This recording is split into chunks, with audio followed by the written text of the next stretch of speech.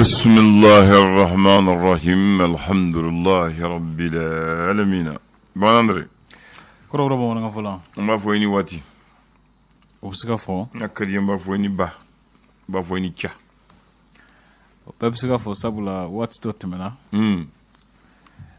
Ka bo araba dona ka se bima. Wati do kera. Wallahi wati kera.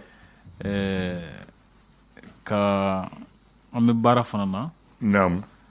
Du fana jera. Abla yaklan bebsika fo. Wa ni bebsika fo. Aywa ma fo bismillah. O jaranye. Rabi chugudi. Ni reka kene bashitena. Amela tam. Tubarakallah. Ko mati banki nyeda ko parce que nye chilendo. O chable. Gelama ga chugo. Naam. Moti ban yere la wala ka ban ko bema ka fo gelya be. Gelya be ni ko do bita ɲɔgɔn fɛ. Gelya ni ɲɛnamaya fɛn caman bɛ yen minnu bɛ taa ɲɔgɔn fɛ. Naamu. N'i bɛ gelya kɔnɔ o man ka to i k'i bali i k'i ban ko bɛɛ ma. Ka ban ka gelya fura ɲini. Walima ka ban ka i mako don i yɛrɛ la. Naamu. Ka fɔ ko gelya bɛ yen. I b'a ye dɔw b'o kɛ. Ka kuma in b'a fɛ ka o de ɲɛfɔ. Naamu. Ka fɔ ko o man ɲi o tɛ taabolo ɲuman ye. Ko sigidi maa sɔnni ma kɛ mori ye. Ko sisan mori yɛrɛ bɛ wuli ka taa radio la ko fɔ o kuma ko gɛlɛyara de kɛra wa. Awɔ ko ma ɲagami. Wala ni ko gɛlɛyara. Naamu. A b'a to i ka fɛɛrɛ wɛrɛ ɲini. Allahu akbar. Moriw kun ye mɔgɔw ye fɔlɔ minnu tɛ bɔ ka taa yɔrɔ la. Mɔgɔw b'u sɛgɛrɛ. Naamu. Nka sisan mori dɔw bɛ taa yala la. Ni minnu ma taa yala la i bɛ taa sɔrɔ n'u bɛ a yɛrɛ kofɔ kunnafonidi siraw fɛ. Naamu. Walasa mɔgɔw ka a lakodɔn. Ko de gɛlɛyara wa bilen. N'o tɛ ni ko ma gɛlɛya an tɛ se o. Sabula a baarakɛbaa gɛlɛya caman donna la. A baarakɛbaa cayara wa n'i yɛrɛ fana ma a lajɛ ka fɛɛrɛ wɛrɛ kɛ i tɛ lakodɔn. Naamu. A bɛ fɛ ka mun fɔ a bilen adamadenya kɔnɔ. I b'a ye k'a fɔ ko mɔgɔ kan ka wuli k'a ɲɛɲini. Kan ka wuli ka i ka magokow ɲɛɲini. Naamu. Gɛlɛya minnu b'i kan ka fɛɛrɛw ɲini ni fura dɔ ma ɲɛ n'i ka fɛɛrɛ dɔ ma ɲɛ fɛɛrɛ wɛrɛ ɲini. O b'a to ɲɛnamaya kɔnɔ i bɛ se magoɲɛfɛnw sɔrɔ nka n'i y'a bɛɛ to taabolo kelen na ko nin ye ne taabolo ye. Hali n'o tɛ ɲɛ e n'o ma ɲi. E b'o taabolo kelen de kan. Naamu. Ole kuma dɔ i bɛ sɛgɛn. Ayiwa. Cɛkɔrɔba dɔ ko ne ma ko waso man ɲi mɛ n bɛ se nin baara la k'o tɛ waso ye dɛ. O ye tiɲɛ. Cɛkɔrɔba dɔ ko ne ma. N bɛ se nin na. Ko waso man ɲi yɛrɛfɔ man ɲi ko mɛ n bɛ se nin baara la ko waso tɛ. O tɛ waso ye. Sabula n'e m'a fɔ mɔgɔw tɛna dɔn k'a fɔ ko i bɛ se a la kuma dɔn. Minnu ma i ye ka baara kɛ. Naamu. Waso ye juguman yɔrɔ min na sisan mɔgɔ bɛ gɛlɛya kɔnɔ. E y'i ka se n'i ka fɛntigiya yira la o de man ɲi. I y'a faamu. Naamu. Wala i bɛ taa sɔrɔ ni sisan mɔgɔ dɔ bɛ yen nɔ i ye fɛn k'a ye. Nka ne e ye fɛn k'a ye kuma o kuma e b'o i ka setigiya de yira la ka da i ka. K'a kɛ kunnadali ye. O y'a kunnadalilama ye. E b'i ka setigiya yira la ka da kan i ye fɛn dɔ k'a ye. Olu de man ɲi. Olu man ɲi. N'o tɛ ne bɛ se nin na. O tɛ kuma jugu ye. O tɛ kuma jugu ye. Ayi. N bɛ se nin baara la. Ko waso tɛ. O tɛ kuma jugu ye o tɛ waso ye. Ayi tubarikala. Awɔ. Bisimila. Ablaye bi ye juma ye. Naamu. Mɛ kalo ye tile 6 sɔrɔ san 2022. Fasiribaw ye sɛbɛnni kɛ fasiri gafew kɔnɔ an bɛna lajɛ fɛrɛ tɛ fɔlɔ kumabaw ka se ka olu ɲɛfɔ mɔgɔw ye. Faamuyali ka se ka sɔrɔ a ko dɔw la Ablaye. Tubarikala. An b'a daminɛ kɛ fɛn mun tɔgɔ l'indépendant ye ale ye mun fɔ bi sɔgɔmada na. Diɲɛ tɔnba ɲɛmɔgɔ kuma na Antonio Guterres a y'a jira k'a fɔ ko Mali lahala bɛ cogo min na ko fɔ kɛlɛbolo kolo gɛlɛn de ka sɔrɔ min bɛ se ka dankari kɛ bamanciw la ani ka se ka bɛn wajibiya jamana kɔnɔ. O kɔfɛ nanzaraw ka tɔn bɛ wele ko Union Européenne. O ɲɛmɔgɔ kɔni y'a jira sa k'a fɔ ko bɛnɲɔgɔnya min tun bɛ Mali ni Faransi ni ɲɔgɔn cɛ lakanako siratigɛ la ko dabilali o ko tiɲɛ la ko kɛra nimisako ba ye ko ko min ni a kun man kan ka kɛ lakanabaliya siratigɛ la Mali jamana cɛmancɛ la o ko pont dɔ min kun bɛ kɔ dɔ kunna babili dɔ o ko mɔgɔw bamaci ninnu kɔni ye o pont kari o ka jɔyɔrɔ kun ka bon kosɛbɛ ɲɔnɔ mɔgɔw ka taa ni ka segiw la o ye juguya ye awɔ o ko Selenge lakɔli so ɲɛmɔgɔ min ni a ni kɛnɛ karabara o ko Selenge ka kɔni y'a ɲini k'a fɔ ko a ko ka sɛgɛsɛgɛ ka kɛ ni sariya bila ye tubaarikala ne jumɛn le fondement a ko di a y'a sɛmɛntiya k'a fɔ ko Basidiki Ture y'a jira ko ni Asimi ma i ma bɔ Sugali la ko Sugali bɛna Asimi ma bɔ a yɛrɛ la min bɛ tali yɛrɛ fana kɛ sirabakan kasaraw siratigɛla sanba 2022 ko a kɛ ko 500 jate de yira n'o ye sirabakan kasaraw ye ko musaka minnu kɛra walasa ka se ka nɔw labila ko sefo wɛrɛ miliyɔn 600 jate ma a bila dan jate min na fana k'a fɔ ko Faransi ni Mali b'a la ka ɲɔgɔn lajɛ lakanako siratigɛ la sisan i n'a fɔ wolojugu 2 Mali bɛɛ lajɛlen ADMPSJ ko ale kɔni ye laseli dɔ kɛ ka jira k'a fɔ kunnafonidilaw ka kan ka kunnafonidi kɛ kanabila kɔnɔ k'a sɔrɔ gɛlɛya foyi ma lase u ma a bila ye baloko siratigɛ la balo bɛ se ka sɔrɔ ka bila an bolokɔrɔ cogo min na OPAM ko olu kɔni ye gafe dɔ ta gafe min b'a to balo bɛ se ka sɔrɔ ka bila an bolokɔrɔ dɛsɛ kana ye a ko la ko Musa Mara ye lasɔmini kɛ jamana ka lasigiden tɛ Gawo ani Farakɔ ko a ye lasɔmini kɛ ka ɲɛsin o taabolo ninnu ma a bila ye l'indicateur du renouveau ko Basidiki Ture haki mɔgɔkɔrɔ sugandiriko la ni ale tɔgɔ bɔra a la ko a y'a jira k'a fɔ Sugali Kokala de nɔ ye nin waleya in ye o kɔfɛ sa OMS n'o ye Organisation Mondiale de la Santé diɲɛtɔnba bolofara min ɲɛsinnen don kɛnɛyakow ma ko u y'a jira k'a fɔ ko Mali jamana yɔrɔ dɔw bɛ yen nɔ o k'a ka wusa dɛmɛ ka lase olu ma coronavirus mana kɛlɛli hukumu kɔnɔ o de siratigɛ la k'u ye sɛbɛn wari miliyɔn 111 ka o fara ɲɔgɔn kan walasa dɛmɛ ka don coronavirus bana kɛlɛli hukumu kɔnɔ Kayi Kulukuru ani Bamako kɔnɔ o ko faso ka baarakɛlaw bɛɛ don su minnu kɔnɔ ka da u ka baara n'u jɔyɔrɔw kan a yira k'a fɔ ko maa 36 ko olu kɔni bɛ so dɔw kɔnɔ minnu ma kan ka ye so ninnu kɔnɔ bilen ka da sɛgɛsɛgɛli dɔ taabolow kan min bɛ tali kɛ Faransi ni Mali cɛ jɛɲɔgɔnya baaraw kɔni jɔli lakanako siratigɛ la ko Bamakokaw fana y'u hakilila di a ko taabolow kan sariya kura dɔ taara CNT mɔgɔw fɛ ka ɲɛsin joli baara kɛli ma n'o ye banque de sang ka se ka adamaden joli i b'o fɔ tan mɔgɔw b'o fɔ adamaden joli baarali a kan ka mako kan ka ɲɛ ni a ye cogo min na furakɛli hukumu kɔnɔ ko sariya kura dɔ taara walasa ka se ka kow latilen ka ɲɛ Cour pénale internationale n'o ye diɲɛtɔnba diɲɛ kiribulonba ye diɲɛtɔgɔla kiribulonba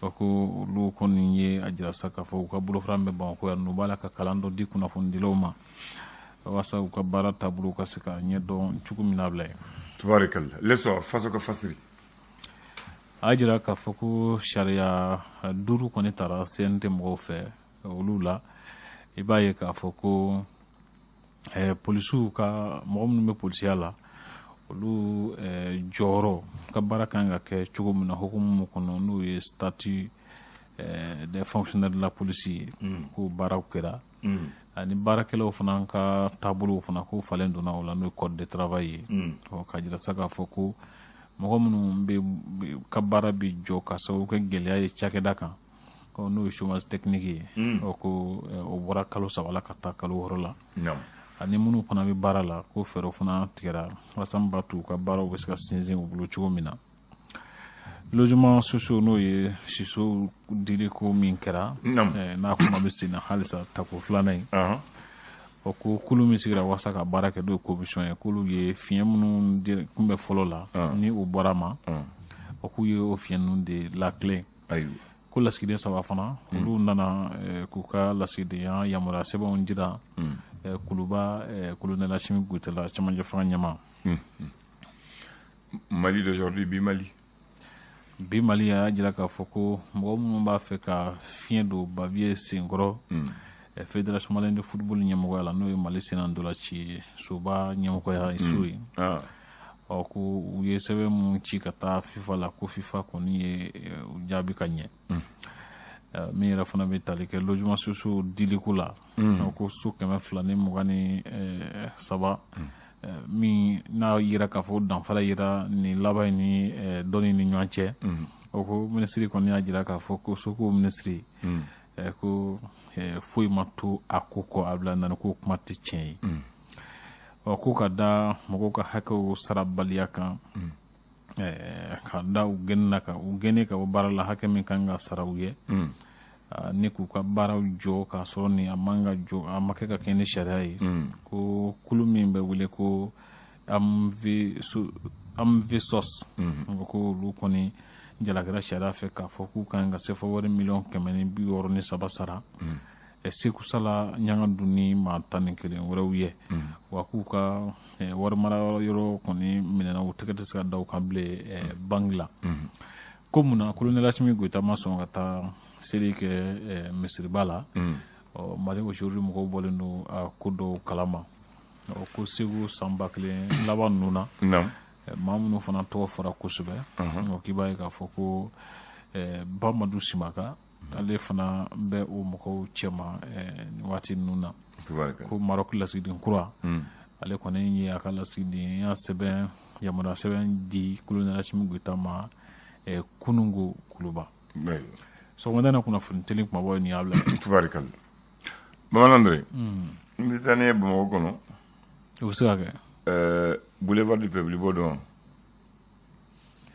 boulevard du peuple ne fɛ sira min bɛ bɔ tɛmɛ dibidani cɛmancɛ fɛ ka taa Gabriel Touré yɔrɔ ninnu na o tɛ dibidani de Dawanani Dawanani bɛ dibidani bɛ kan'o da ɲɔgɔn na awɔ n bɛ ka ɲagami Dawanani de fɔtɔ voilà Dawanani ka taa Arayida la awɔ ka tɛmɛ Gabriel Touré da la ka tɛmɛ Yeto da la ka taa tɛmɛ ne bɛnkɛ Madu Dumbiaka da la ka tɛmɛ pharmacie Ba Jisoko da la ka taa bila maison de la presse Goudron bɛ yɔrɔ min na o de ye boulevard du peuple ye a bɛ daminɛ o thème Selekɛni kɔfɛla la u b'a fɔ yɔrɔ min na Woninda wala place kɔrɔ i y'a faamu o sira bulonba Jani o de ye boulevard du peuple ye waati dɔ bɛ yen o sira tun ye taa ka segin de ye fɔlɔfɔlɔ mobili bɛ taa mobili bɛ segin maintenant mun de kɛra Adama Sangare ka tɔn maire la le 6 mai 2008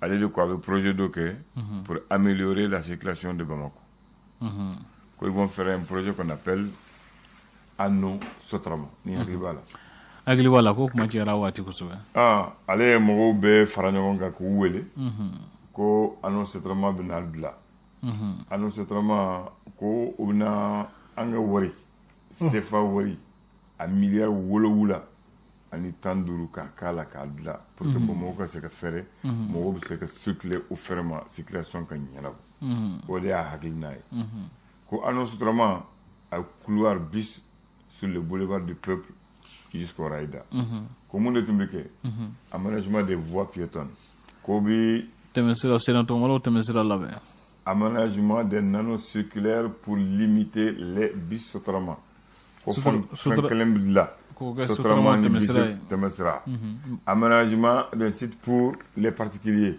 e ni min fan kelen an de b'o ta donc anw ni Sotrama ni taxi tɛ mélanger anw yɛrɛ b'an ka sira kan mobile doni ta mobile ni Sotrama b'o sira kelen i y'a faamu ko construction de 2 passerelles pour piétons, un au Dabanani et un au niveau de la gare ferroviaire.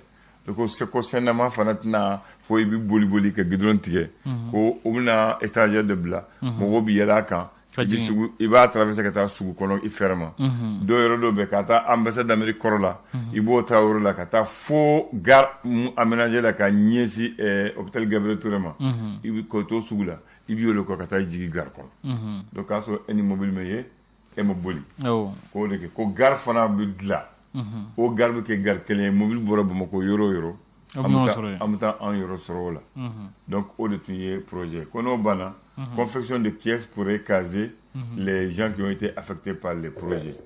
Les voies piétonnes, la rue Mohamed V, la rue Mage, la rue Chikasso, la rue 133, 136 à Bozola, la rue 326, 328 du centre commercial sont aménagées pavés. Pavé là pour que la circulation gagne.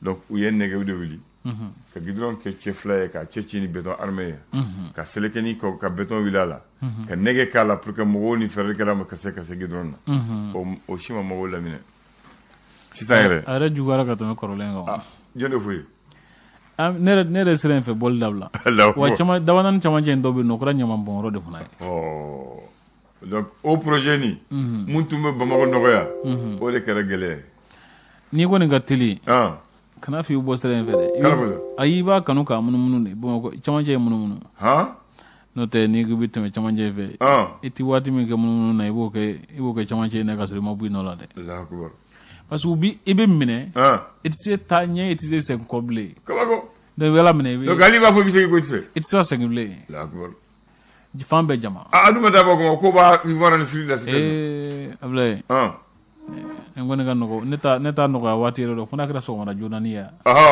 ene ga mawuli abo projet tumbe merbabulo o projet de kar o yoro nyamine parce que non seulement mo yene ga karifolo après mo do na sig gidron galza après mo yere fere fenga ke gidron chamanchel ni sera raida la kata artisanat kana assemblée la o yere kar sugu ita do sero femi me o ro nai ina ni artisanat yoro femi mbi ile taro ko fere bi mo yere bu ko fen lola amake ko yesa make ko yecha ayo bo no tumbe donc ama nyini fo ni uso na saka nyefoli kanya blay munde manya bara bulu laina namu mere mo ko nyini ko fanye no te am foi famu no ko ida non mali fara tulo ka gele tumo dole ima hali we munke ka fo sene mo ko yela akana gidron putra ka mo ko yela ka bandi de ta dala dore mo ko ta dore ta bokaka mo ko bakedo wala do ta nyam boka bon projet wori chena